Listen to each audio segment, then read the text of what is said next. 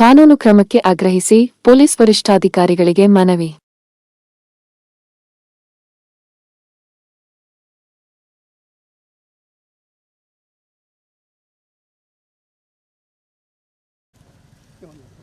बोलो भारत माता की जय। बोलो भारत माता की जय। वंदे मातरम, वंदे मातरम।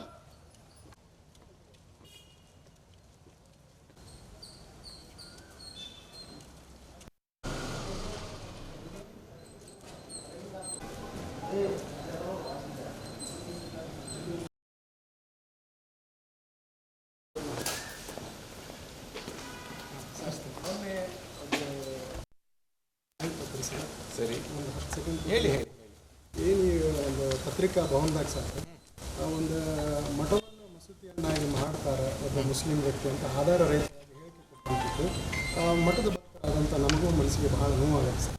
ಅದೇ ಅಷ್ಟೇ ಅಲ್ಲದೆ ಕೂಡ ಕಾನೂನದ ಅರಿವಿಲ್ಲ ಆದರೆ ಒಂದು ಮಸೂತಿ ಒಳಗೆ ನಮ್ಮನ್ನೂ ಕೂಡ ಸದಸ್ಯರನ್ನಾಗಿ ನೇಮಕ ಮಾಡುತ್ತೆ ಸರ್. ಅದರಲ್ಲಿ ಮಸೂತಿಗೆ ಅದರದೇ ಆದಂಥದ್ದು ಎಲ್ಲ ಇರ್ತದೆ, ಅದರ ಪ್ರಕಾರ ನೇಮಕಾತಿ ನಿಯಮಗಳು ಇದ್ದೇ ಇರುತ್ತೆ ಸರ್. ಆಮೇಲೆ ದಾನ ಕೊಟ್ಟಂಥ ವ್ಯಕ್ತಿಗಳು ಯಾರೇ ಆದರೂ ಕೂಡ ಮಠದ ದೇವಸ್ಥಾನದ ಕಮಿಟಿ ಸದಸ್ಯರಾಗಿರ್ಬೋದು ಸರ್, ಆಮೇಲೆ ಮಠಾಧಿಪತಿಗಳಾಗಲಿ ಅದು ಲೋಕಾರೂಢಿ ಅದು ಸಾವಿರಾರು ವರ್ಷಗಳಿಂದ ನಡೆದುಕೊಂಡು ಬಂದಿದೆ ಸರ್. ಇವ್ರಿಗೊಂದು ಕೀಳುಮಟ್ಟದ ಹೇಳಿಕೆ ಯಾವ ರೀತಿ ಇದೆ ಅಂದರೆ ಅನೇಕ ಧರ್ಮದವರ ಹೆಸರು ಆ ಒಂದು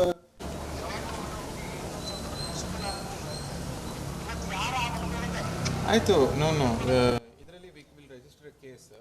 ನಿಮ್ಮಲ್ಲಿ ಯಾರೊಬ್ಬರು ಹೋಗಿ ಕಂಪ್ಲೇಂಟ್ ಕೊಡ್ತೀರಾ? ನಾವೇ ಕೊಡ್ತೀವಿ, ನಾವೆಲ್ಲರೂ ಕೊಡ್ತೀವಿ. ಸೊ ನಾನು ಟೌನ್ ಇನ್ಸ್ಪೆಕ್ಟರ್ಗೆ ಹೇಳ್ತೀನಿ, ಈ ಮನವಿನ ನಾನು ತೊಗೊತೀನಿ. ಇದೇ ಲಿಖಿತ ರೂಪದಲ್ಲಿ ನೀವು ಕಂಪ್ಲೇಂಟ್ ಕೊಡಿ. ರಿಜಿಸ್ಟರ್ FIR ಕಾನೂನು ಪ್ರಕಾರ ವಿಲ್ ಟೇಕ್ ಆಕ್ಷನ್. ಸರ್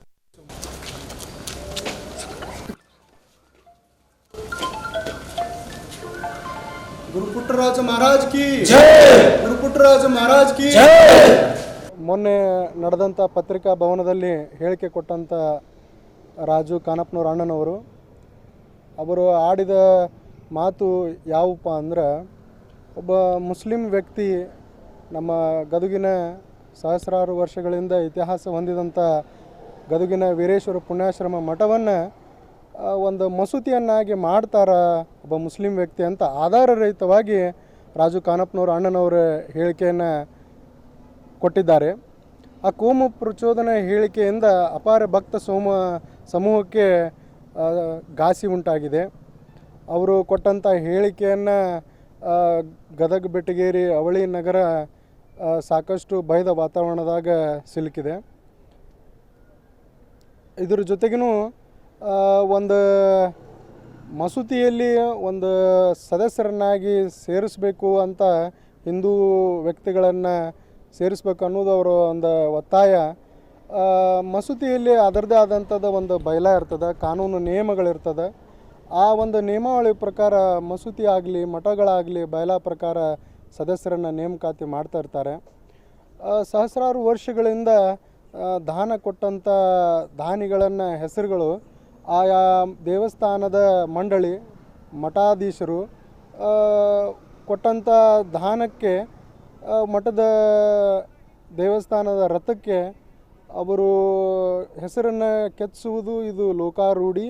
ಆಮೇಲೆ ಇದು ಒಂದು ಶತಮಾನ ಕಾಲ ನಡೆದುಕೊಂಡು ಬಂದಂಥ ಪದ್ಧತಿ.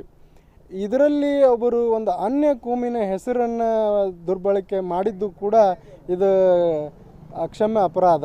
ಕಾರಣ ಏನಪ್ಪ ಅಂದರೆ, ದೇವರು ಮತ್ತು ಕಾನೂನು ದೃಷ್ಟಿಯಲ್ಲಿ ನಾವೆಲ್ಲರೂ ಸಮಾನರಾಗಿರ್ತೀವಿ.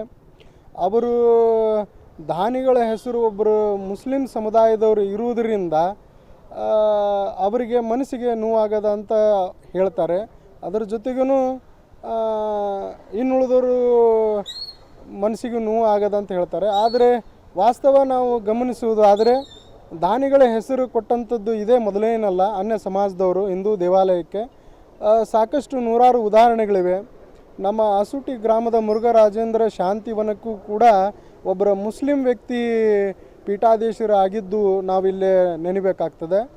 ನಮ್ಮ ಕೊಪ್ಪಳದ ಭಾಗ್ಯನಗರದಲ್ಲಿ ಇರತಕ್ಕಂಥ ಉಸ್ತುವಾರಿ ಒಂದು ದೇವಸ್ಥಾನದ್ದು ಒಂದು ಮಠದ್ದು ಒಬ್ಬರು ಮುಸ್ಲಿಂ ವ್ಯಕ್ತಿನ ತೆಗೆದುಕೊಂಡಿರ್ತಾರೆ.